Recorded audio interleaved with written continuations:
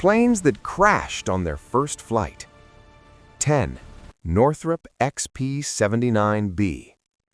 Most aircraft manufacturers used aluminum as their primary material, but some of the more Maverick aircraft designers saw the potential of magnesium. These nonconformists also tended to put the propeller at the back in the pusher configuration. In 1943, Northrop flew the XP-56 Black Bullet, an aircraft that had seemingly flown in from a parallel universe. This bat-winged fighter had an extremely unconventional design, and like the later Planet satellite, it was a magnesium pusher. The XP-56 proved dangerous to fly, and delays in its testing meant it was still unready at a time when piston-engine fighters were yesterday's technology. Somebody at Northrop clearly thought the XP-56 was not radical enough and began work on the exceptionally unusual XP-79, in which the unlucky pilot would have to lie down as he controlled a rocket-propelled flying wing while maneuvering his aircraft to slice enemy aircraft in half with its leading edges. Despite the benefits of magnesium, exceptionally light and strong, it has a reputation for bursting into flames and, if impure, corroding easily. On its maiden flight on September 12, 1945, the XP-79B spun out of control after 7 minutes. Test pilot Harry Crosby bailed out but was struck by the aircraft and was killed. Shortly afterwards, the project was binned. 9. Debrayere C-1. The Debrayere C-1 was a prototype for a French fighter aircraft developed during World War I. Conceived by Marcel Debrayere, it featured an unconventional single-seat pusher-canard design. Only one example was ever constructed, and it crashed on its maiden flight in 1917, ending the project entirely. The C-1 was a biplane with equal-span staggered wings supported by inverted V-struts. Pitch control came from a one-piece, all-moving canard foreplane, while roll was managed by full-chord tip ailerons managed roll on the upper wing, an unusual solution. The 150-horsepower Hispano-Suiza 8AA engine was placed behind the wings. A long shaft connected the engine to a pusher propeller mounted at the tail.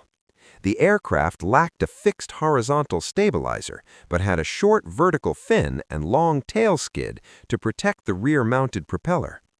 Its tricycle landing gear and metal fuselage were extremely advanced for the time. Large circular side windows gave reasonable downward visibility, and it was armed with a single ferocious 37mm cannon. In testing at Étampes in April 1917, the aircraft reached around 25 feet before rolling uncontrollably and crashing inverted. The pilot survived, but the C-1's poor performance led to its immediate abandonment. Years later, the canard configuration would dominate European combat aircraft design. 8. Tarrant Tabor.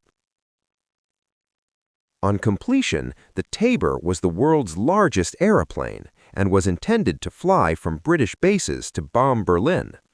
Designed by Walter Barling and Marcel Lobel, who would later be responsible for the highly successful Fairey Swordfish, the Tabor featured a vast and beautifully crafted lightweight wooden monocoque fuselage built from layered plywood veneers that possessed great strength and an excellent aerodynamic shape. As originally designed, it was to be a biplane featuring 4 600-horsepower Siddeley Tiger engines mounted in push-pull pairs. Unfortunately, production of the engines was delayed, and the decision was made to use 6 450-horsepower Napier Lions instead, and add a third wing above the existing 2, a decision that was to have calamitous results. The war for which the Tabor was designed came to an end before the aircraft was complete, but construction continued as it was thought it might make an excellent transport aircraft. Completed in May 1919, the Tabor was wondrous to behold, with a wingspan 6 meters, 20 feet greater than an Avro Lancaster. This was an aircraft that was vast by the standards of the day, but its 11.36 meter, 37 feet 3 inches height was utterly unprecedented. The first takeoff was attempted on May 26, 1919, after taxiing in a mile-wide circle to check ground handling. Pilots Dunn and Rawlings accelerated the giant machine across the field. The two upper engines were throttled up, the Tabor pitched forward and buried its nose expensively in the ground, and all 5 of the crew on board were seriously injured. Sadly, Dunn and Rawlings both died later of their injuries. 7. Blackburn Pellet. Of all British aircraft manufacturers, Blackburn Aircraft Limited have the worst reputation, and the Pellet was one of many of its inglorious aeroplanes. In 1923, Blackburn set its sights on the prestigious Schneider Trophy with a single-engine biplane flying boat, the rather unglamorously named Pellet. The Pellet's hull, adapted from the abandoned N-1B Fleet escort bomber, featured Linton Hope's smooth two-step mahogany construction. The aircraft had a compact biplane layout with a Napier Lion engine perched above the top wing. Flush radiators cooled it, and the pilot sat precariously ahead of the propeller. Plagued by delays, the Pellet missed its planned July launch, first flying only on September 26, 1923, just 1 day before the race. Initial flight tests exposed critical issues in trim and cooling. Overnight, engineers replaced the propeller and radiator, scrambling to make the aircraft competition-ready in time for its first flight as a racer. Okay, so it wasn't strictly speaking its first flight, but we want to include it. On race day, disaster struck. While attempting takeoff for the final trials, the Pellet encountered a small boat in its path. The flying boat began porpoising, bouncing dangerously on the water before breaking apart. The aircraft was destroyed, but remarkably, the pilot, R.W. Kenworthy, escaped the wreckage without injury. 6. Westland Dreadnought. Westland aimed to refine German-Dutch metal aircraft technology and explore a unified aerofoil design. Airco's chairman sent William Wilkins to Russia, returning with inventor Nikolai Voyevodsky. His monocoque wing ideas intrigued British researchers, eager to match foreign progress. Civil war halted Russian collaboration, but Voyevodsky's concepts of making the entire aircraft of aerofoil cross-section and thus contributing to lift impressed the Aeronautical Research Committee. Westland built a 70-foot wingspan aircraft from Voyevodsky's concepts, but this extremely advanced design was deeply flawed. Aviation writer Bill Gunston later described it as the worst of all metal construction, with an overly complex structure and a skin too weak to help support the aircraft's weight. After the Dreadnought was completed, pilot Arthur Keep performed taxi tests and brief airborne hops. On May 9, 1924, he undertook his first official flight. Initially stable, the aircraft soon became uncontrollable. At around 100 feet, it stalled and crashed. Keep was thrown out, seriously injured, and later had both legs amputated. Despite his injuries, Keep stayed with the company until retiring in 1935. The Dreadnought was never flown again, and the project was abandoned. However, its innovative concepts marked a significant advancement in aviation design. Though a failure in its time, the Dreadnought's legacy remains alive today via XP-67 and the SR-71 Blackbird in many blended wing designs, including the B-1 bomber. 5. Renard R-35. In the late 1930s, Belgian aircraft maker Constructions Aéronautiques G. Renard developed the R-35, a sleek, pressurized airliner built for long-distance travel. Designed to serve Sabina's route to the Belgian Congo, the R-35 featured a low-wing monoplane layout with 3 engines and retractable landing gear. Alfred Renard, the visionary behind the project, initiated the design in 1935. Sabina requested a 3-engine configuration, prompting a metal monoplane that could seat 20 passengers in a pressurized cabin. On April 3, 1936, an order for a single prototype was confirmed. Though compatible with more powerful engines, the prototype used less powerful Gnome-Rhone 9Ks. By early 1938, the R-35 was ready for testing. On April 1, it stood on Ever Airfield, poised for high-speed taxi trials before a crowd of VIPs and journalists. After one ground run, it unexpectedly lifted off during the second. The pilot, Georges Randam, tried to complete a circuit, but the aircraft dove suddenly and crashed, killing Vandam. With the cause undetermined, Sabina withdrew its support, and the R-35 project was abandoned. What might have been a pioneering leap in pressurized air travel ended in a single tragic flight, marking both the end of the R-35 and a sobering moment in aviation history. 4. Napier-Heston Racer. The Sabre aircraft engine, developed by Napier and Son, was a powerful British aero engine used primarily in the Hawker Typhoon and Tempest during World War II. A 24-cylinder, liquid-cooled H-block design delivered up to 2,400 horsepower, driving high-performance fighters despite early reliability issues. Its complex engineering marked a significant wartime innovation.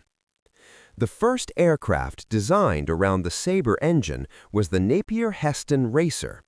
It was intended to snatch the world airspeed record.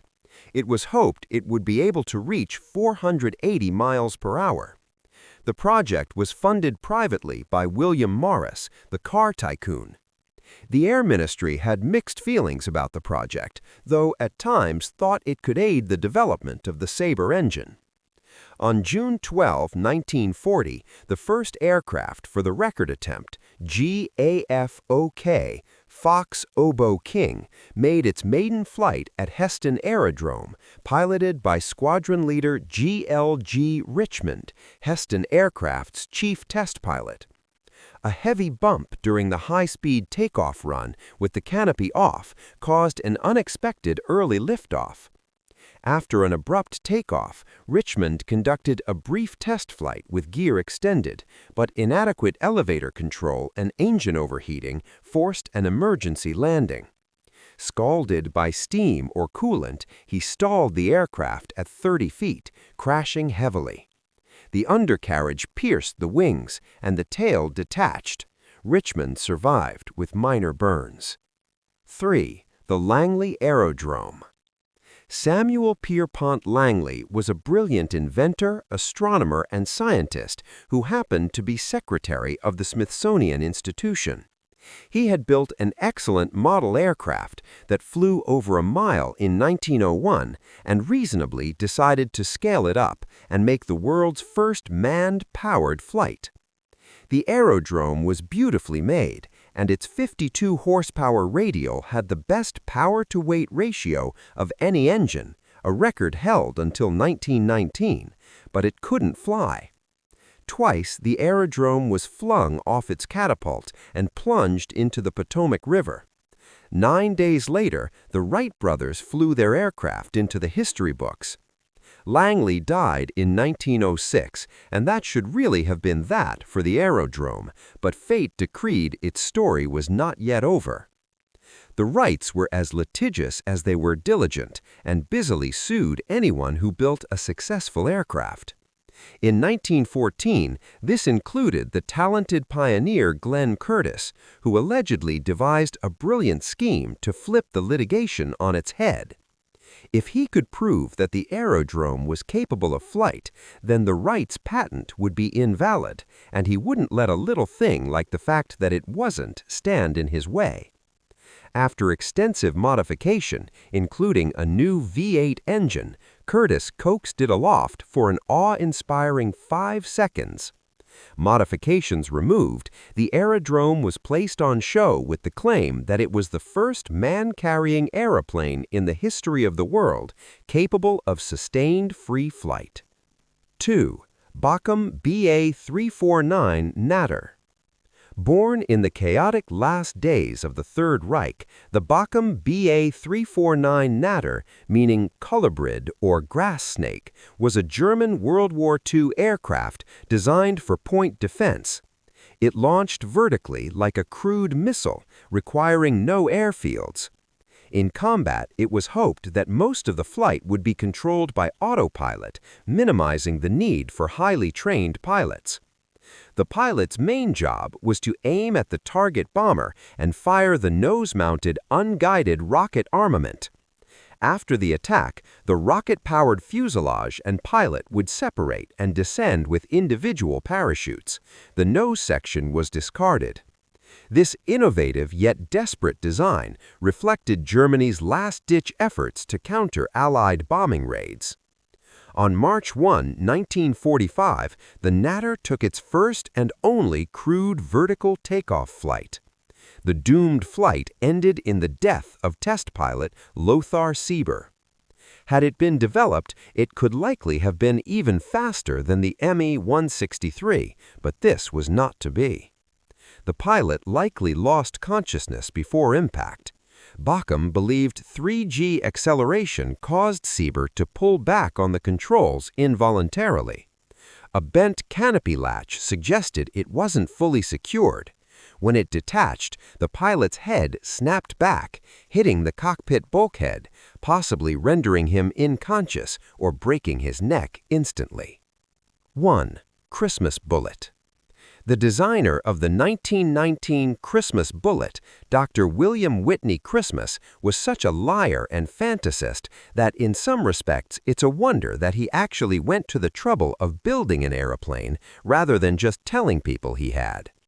Christmas managed to find funding to build 2 proof-of-concept aircraft to demonstrate his ideas of a deliberately flexible wing inspired by those of birds, and tepid support from the U.S. Army, which lent an engine for ground testing, and the services of a test pilot, Cuthbert Mills. A flight was attempted in the first aircraft, whereupon the wings peeled off during takeoff and the aircraft crashed, killing Mills. Christmas claimed that the aircraft had reached a speed of 197 miles per hour. A second aircraft was built and a propeller issued by the Army, despite the loaned engine having been destroyed during the unauthorized flight, as Christmas had kept this secret. The second aircraft also crashed, also fatally. Christmas was still trying to sue people for claiming the aircraft had killed its pilots as late as 1930 and insisted the aircraft had reached a speed of 222 miles per hour.